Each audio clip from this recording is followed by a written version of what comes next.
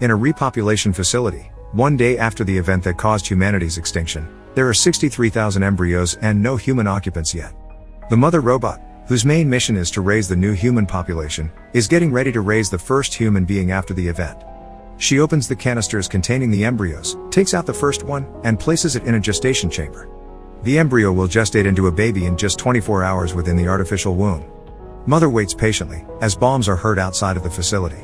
Once the fetus has developed into a baby, mother can begin raising the child into a human. The next sequence of the film shows the full developmental stage of the child. Baby is seen taking its first steps, laughing and crying, running around and playing, all under the watchful eye of mother. Baby turns little girl in no time and can be seen making origami animals with mother, dancing ballet, and putting stickers on the robot. One day, the child asks mother why there aren't any more children there, and mother takes her to the embryo room to show her the rest of her siblings. 13,867 days after the event, the repopulation facility now has one occupant. Daughter is already a teenager. She wakes and watches some videos on her tablet while having breakfast. Mother comes in and her hand starts to glitch, so daughter insists to take a look at it. Daughter fixes mother's glitching hand without a problem. Later, daughter gets a little carried away in her ballet practice and is late for her ethics class with mother. The robot asks her to solve a difficult hypothetical situation, but the girl is distracted by her thoughts. When she eventually has a discussion with mother on the subject, it becomes apparent that mother's main focus in her education is the concept of humanity and survival. Mother is worried about the way she answers this particular question because daughter has an important exam coming up soon that would reveal the efficacy of her upbringing. That night, daughter has some difficulty sleeping, so she watches some videos until there is a power outage in the facility. She goes looking for mother, but soon realizes that she's out of power too. Then, daughter finds a broken power line and hears a mouse running around. She sets a trap and manages to fix the problem with the power. While she waits for the power to fully come back, daughter catches the mouse. As soon as the power comes on, so does mother. She finds daughter and the girl shows her the mouse. The little critter worries mother because it might mean that there is a breach in the airlock of the facility. That would mean the contagion from the air outside might leak inside, and the mouse might be a carrier too. Despite daughter's protest, mother incinerates the mouse, explaining how dangerous contamination of the facility might be, not just to her, but the embryos as well. Mother also decontaminates the airlock and quarantines the area. A few days later, they celebrate daughter's birthday and mother gives her a gift. During daughter's birthday dinner, she asks mother if there is a possibility that she is wrong about the habitability of the planet. The robot simply reminds her that she hasn't been wrong about anything so far. The same night, daughter hears something coming from the direction of the airlock. She goes to check, and when she doesn't see anything through the first hatch, daughter puts on a protective suit. She hears something outside again and, despite her better judgment, takes off the mask and opens the first hatch. Daughter gets close to the other hatch when she hears a woman screaming for help, saying she's been shot. Daughter quickly gets another suit, places it in the airlock, and when she's safely out, she opens it. Suddenly, an alarm goes off, waking mother as well.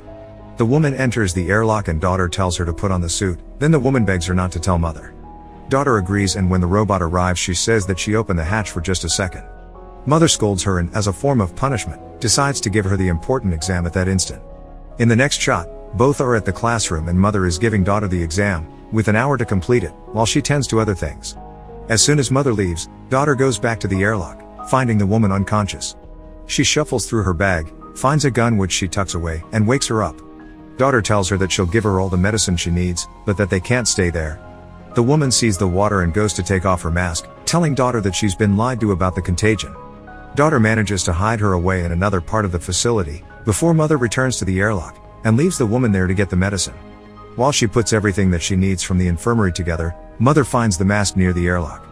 Daughter breaks one of the medicine bottles and cuts herself on it when she hears mother passing by. The woman takes out the rest of the suit and sees mother burning the mask in the incinerator, freaking out and searching for her gun. When daughter comes back, the woman sneaks up on her and asks for her gun, telling her about the droid she saw. Daughter says that it's mother, but the woman tells her that droids like her mother were the ones to hurt her. Meanwhile, mother notices that daughter isn't taking her exam and comes looking for her. The woman hears her coming, grabs the gun, and when daughter screams for the robot, she grabs her too. Mother sprints toward them, and as soon as she enters the room, the woman shoots her. Before she can do any serious damage, however, mother gets to her and incapacitates her instantly. Daughter begs her not to kill the woman and tells her that she needs their help because she's hurt. Mother doesn't have a problem helping the woman, but she does have a problem with daughter lying to her. They take her to the infirmary, but mother makes daughter wait outside. Because daughter can't hear anything from the infirmary, mother is free to interrogate the woman freely while she treats her. The woman refuses the penicillin for her wound, as mother keeps conversing. She says the contagion story was a necessary lie to guard daughter against certain things. Mother tells the woman that her primary objective is to take care of humanity, but if she refuses treatment for her wound, mother can't do anything to make her take it. She leaves the infirmary with daughter running after her and asking about their conversation. Mother puts the gun away and explains her version of the story about the droids. She tells daughter why she needed to lie to her to protect her from the dangers outside of the facility.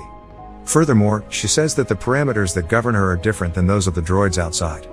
Daughter has a hard time processing the new information, but still believes mother, who tells her that if the woman would have shot her a few millimeters further, she would have destroyed her CPU.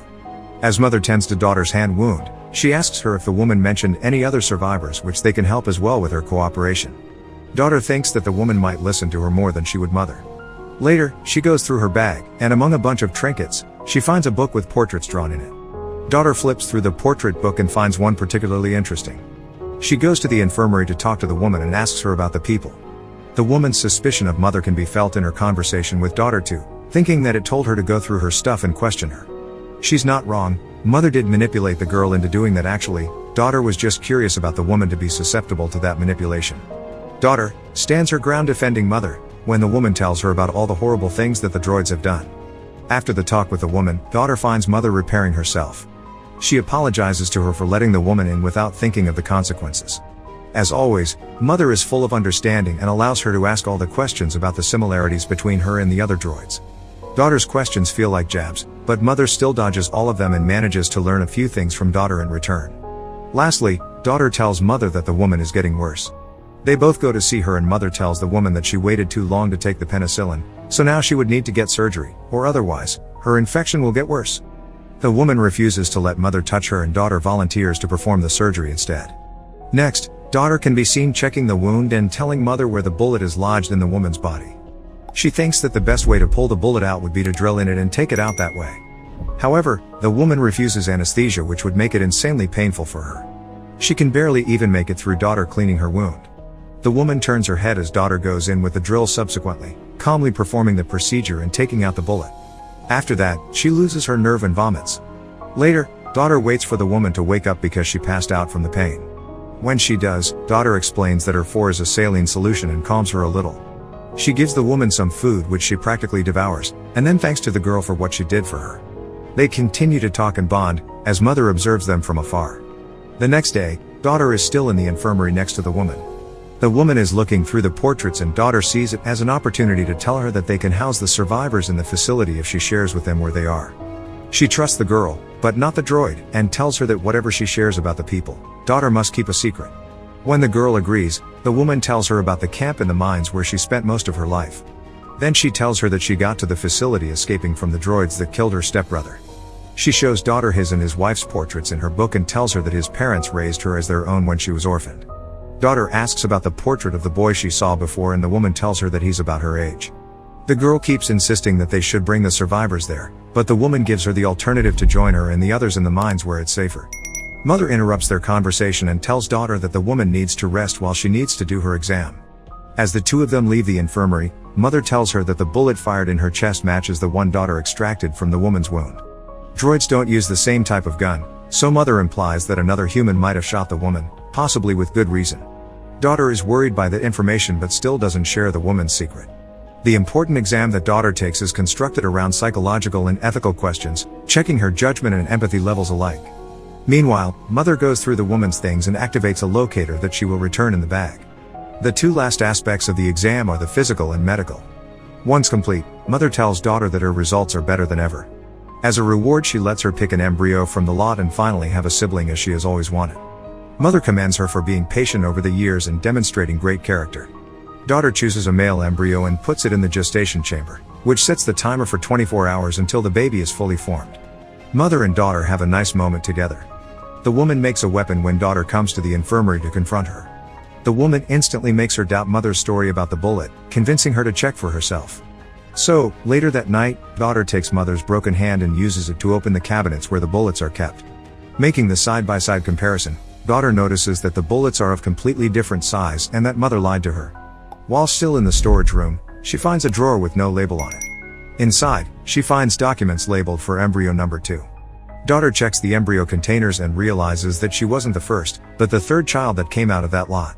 The documents state that the subject was a failure, but the child in the photo looks like daughter when she was younger. Daughter also checks the incinerator for human remains and finds a human jawbone between the ash.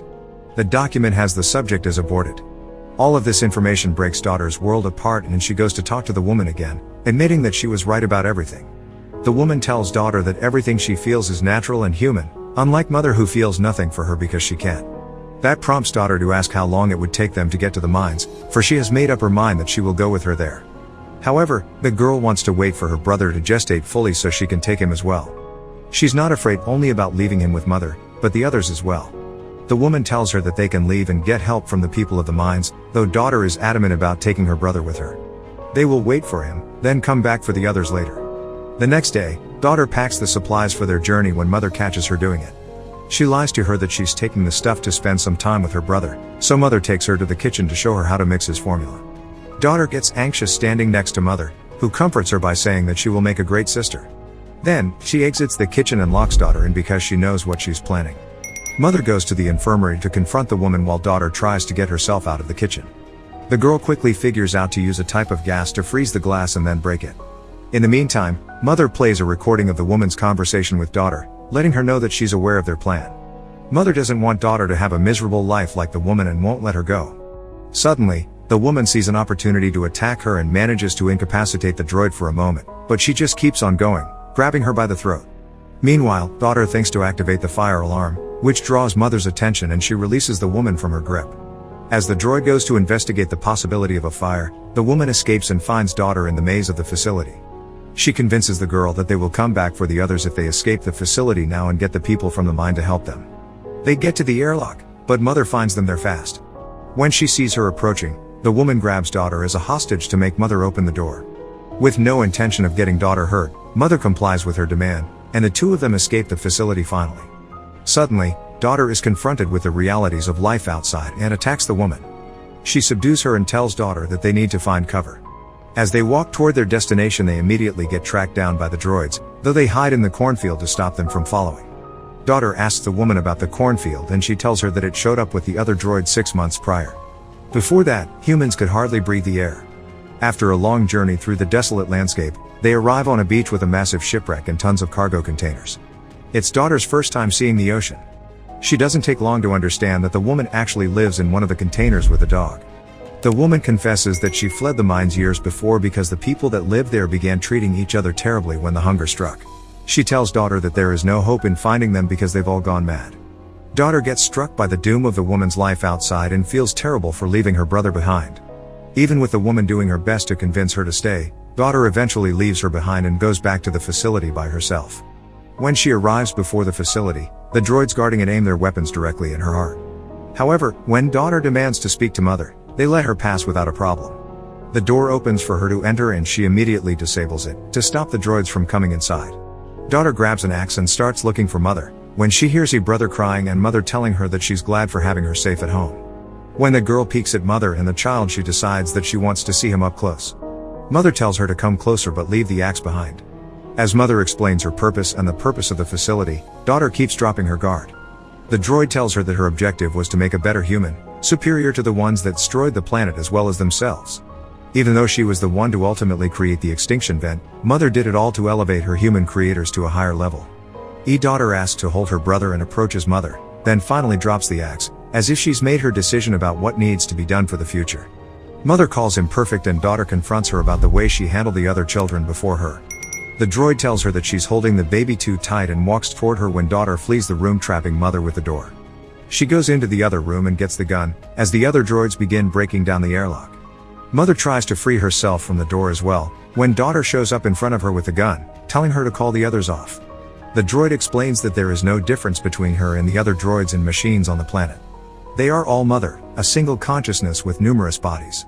Daughter lowers her gun, realizing that mother did kill all the other people. Mother gives her the option to either stay with her and raise her brother or leave the facility without him. Daughter gives her the third alternative, which is for her to take care of him herself, to do what she was raised to do. Daughter asks mother for a chance to show her what she is capable of and the droids stop breaking down the airlock. Mother tells daughter how to disable her. She shoots her CPU, after saying that she won't need her anymore. Daughter breaks down and cries, carrying the whole of humanity on her back.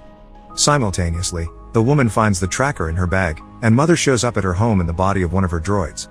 She tells the woman that she has fulfilled her purpose, implying that she was one of the babies born before daughter. In the last moment of the film, daughter is seen singing to her brother and then checking on the rest of her siblings in the embryo room. Make sure to subscribe and turn on notifications so you can watch more videos like this. Thanks for watching.